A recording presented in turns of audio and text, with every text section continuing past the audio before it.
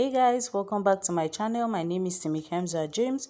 For our new and old subscribers, you're all welcome to today's tutorial where I'm going to be showing you how to make a functional bust cage.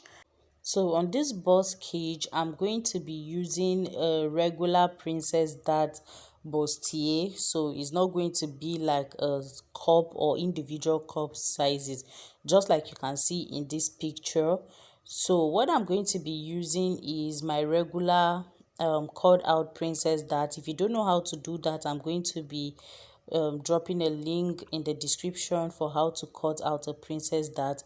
So I went ahead to interface it with hairstay. That black stuff you're seeing there is actually hairstay. Then I actually added wording to the bust area, so you can actually just make do with just the interfacing. It will be fine.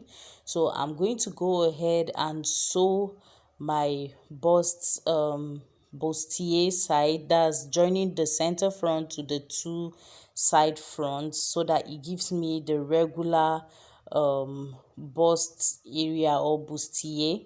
So after making my stitch on the first one, I'm going ahead to make notches so that by the time I open press, it will lie down nicely and without anything straining it. So you can see how the bust area has been defined even before I fixed the second side panel of the bustier. So I'm just going to go ahead and sew the second side and make notches just like I did to that first side, and I'll go ahead and open press. When open pressing around the bust area, I will also go ahead and reduce the seam allowances that I used to sew, just so it helps me when I'm adding my boning. Right. So the thing with this bust cage issue is you can actually just go ahead and do it exactly the way you want it, or it sort of gives you an idea on its own of what to do, right? So but I'm just roughly going to be telling you what I'm going to be doing that works for me on this one. And don't forget that the client is extremely busty, so I'm going to be caging it in such a way that it helps her bust, because she would not be wearing the dress with a bra.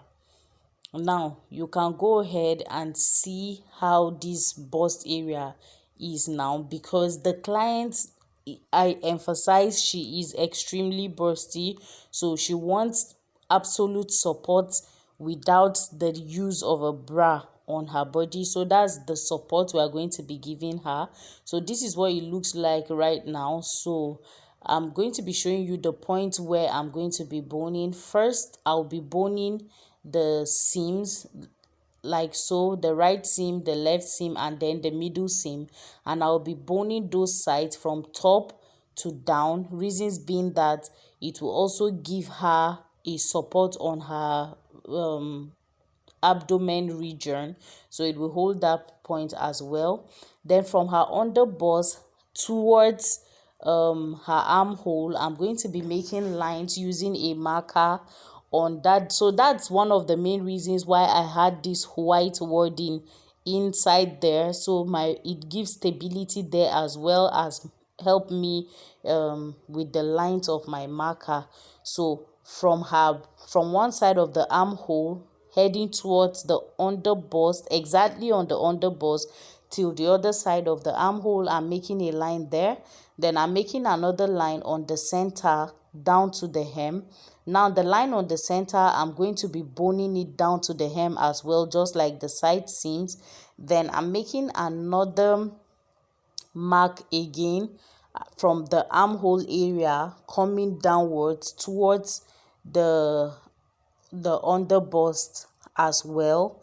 Then another one on the side.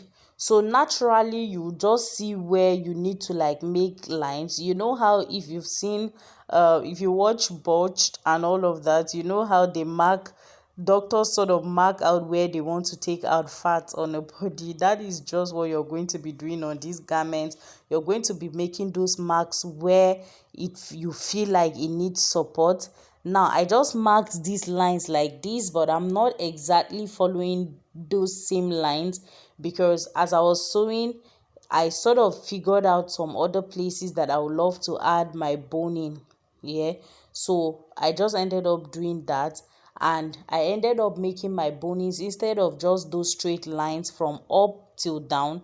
I ended up making them sort of like square shaped, like cubes, like square shapes, right? So guys, I cannot overemphasize this. Make sure you're using Ridgeline boning. So that's what I'm going to be using here, Ridgeline boning. Do not be tempted to use the plastic boning or the metal boning, because you're going to be disappointed.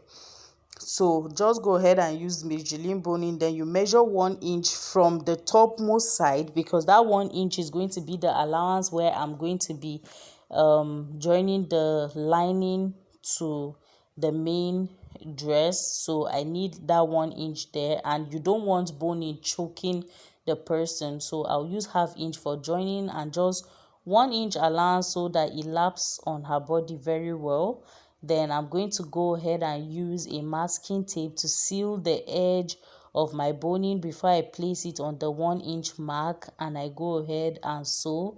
First, I'm sewing on one side of the side seam. When I get to the hem, I seal it as well, as you can see.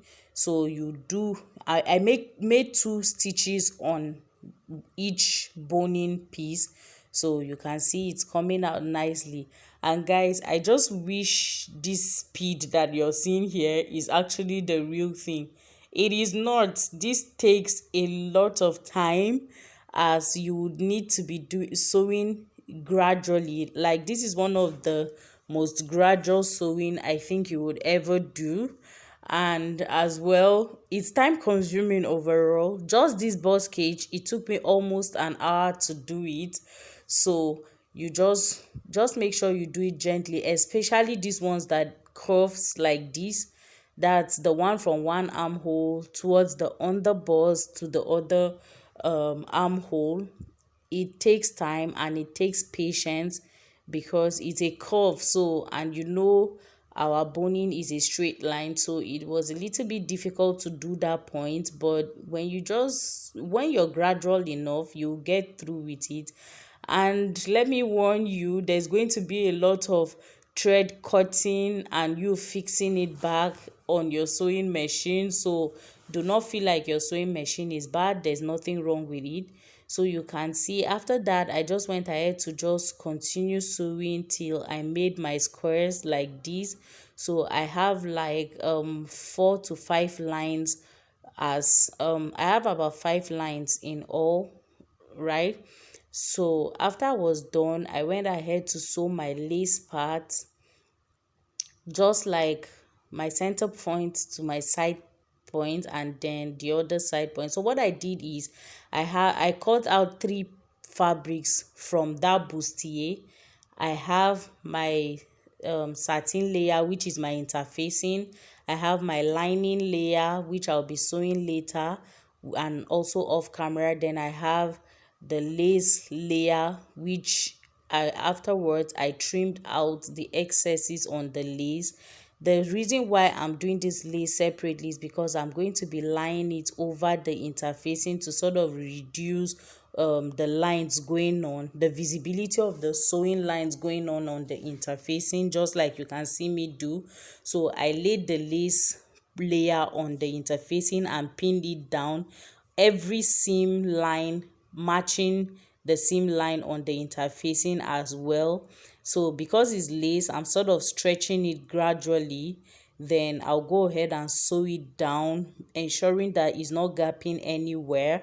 So after I was done sewing it all round, I just cut out the excess allowances I have of the lace, and then you can see the cage is nice and strong and hard, and the support is fine.